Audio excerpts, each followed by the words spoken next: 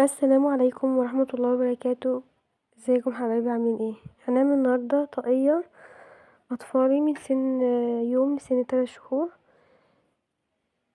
هنعمل مع بعض الطاقية بطريقة سهلة جدا وبغرزة بسيطة جدا، يعتبر من غرزتين او من صفين. بيبقوا 4 صفوف معايا تزايد، وبنشتغل 8 صفوف عمود بلفة فيهم صف فيهم عمودين بريد امامي زي ما هتشوفوا في الطاقية، وبشتغل بنهيها في الاخر خالص ب2 حشو.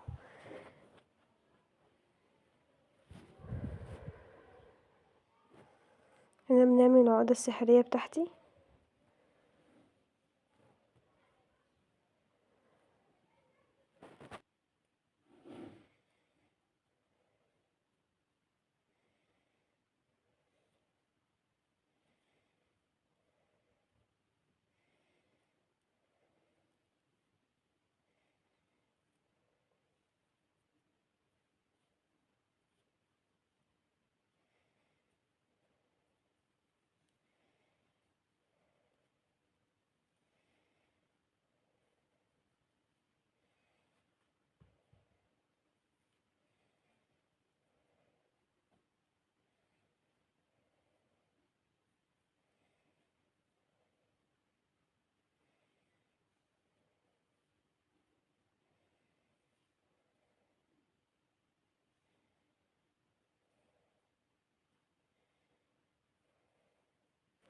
طبعا زي ما شفتوا عملت ازاي طريقة العقدة السحرية.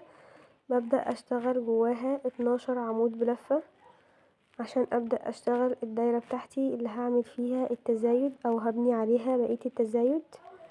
يبقى انا اول صف معايا بيكون 12 عمود بلفة، وباجي في اول صف انا عملته بدخل في السلسلة التالتة بعمل فيها غرزة منزلقة، وبعدها برتفع 3 سلاسل وبدخل في الصف عشان ابدأ الصف التاني بتاعي. بشتغل بقى فوق كل سلسلة او فوق كل عمود 2 عمود بلفة عشان يبقى معايا 24 عمود بلفة. ده الصف التاني بتاعي.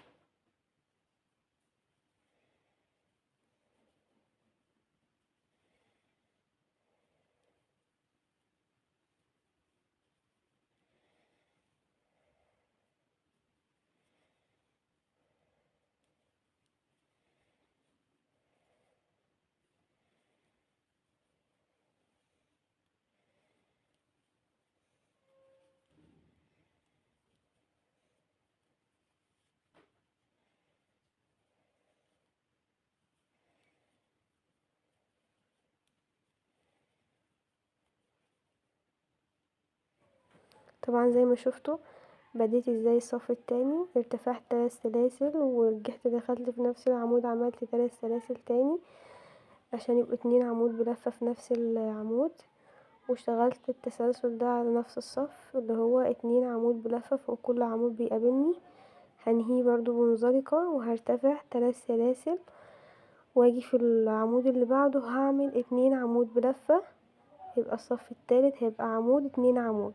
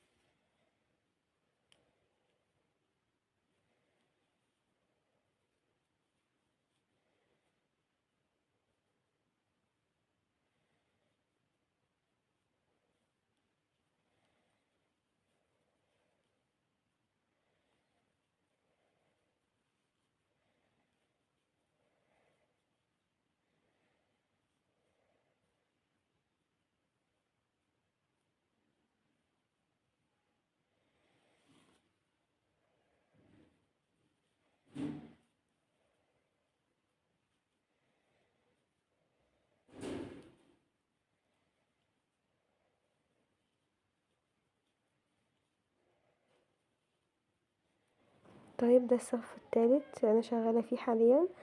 ابتديته زي ما شفتوا اللي هو ارتفعت 3 سلاسل، جيت في العمود اللي بعده عملت 2 عمود بلفة، وفي العمود اللي بعده عملت عمود، والعمود اللي بعده 2 عمود بلفة، يبقى انا بعمل عمود 2 عمود بلفة.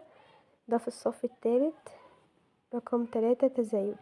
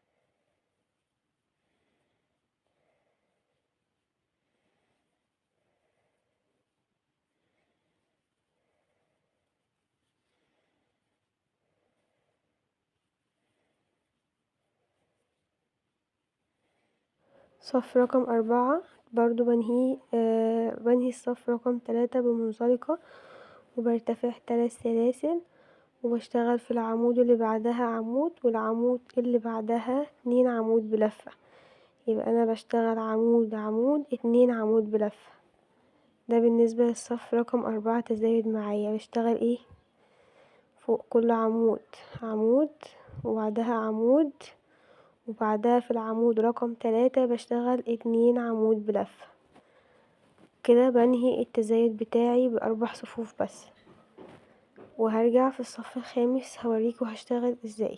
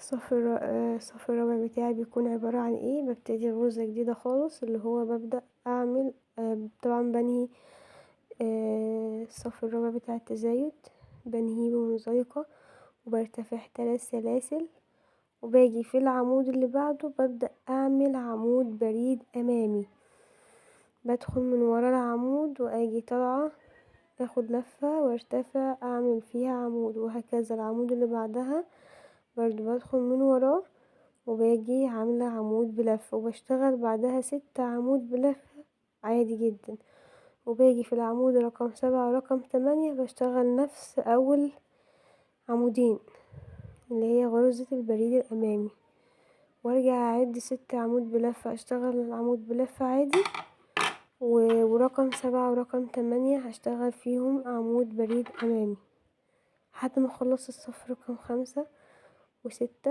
و7 و8 و9 و10 لحد ما اوصل لطول الطاقية اللي انا محتاجاه، وبعدها بنهي ب2 صف وغرزة حشو.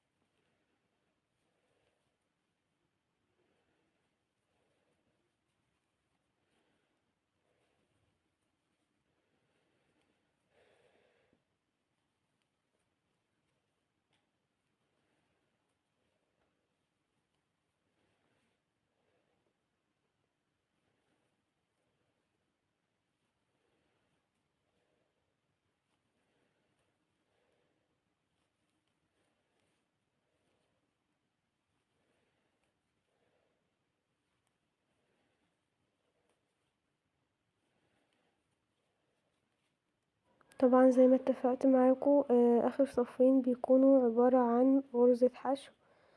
بالنسبة للطاقية يبقى انا اخر صفين معايا هيكونوا ايه، هيكونوا غرزة حشو اللي هو بدخل في الغرزة اخد لفة، بيبقى معايا لفتين على الابرة، بخرج من اللفتين مرة واحدة. كده بتكون الطاقية بتاعتي خلصت وان شاء الله تكون عجبتكم. اتمنى فعلا تكون الغرزة عجبتكم واتمنى ان انتوا تقدروا تعملوها بسهولة جدا. والله هي الطاقية كلها ما خدتش معايا ساعة، ما شاء الله شكلها جميل جدا ومقاسها مظبوط وبسيطة جدا ومش هتاخد معاكم وقت. اتمنى تجربوها وما تنسوش تشتركوا في القناة وتدعولي وتفعلوا الجرس عشان يوصلكوا كل جديد. السلام عليكم ورحمة الله وبركاته.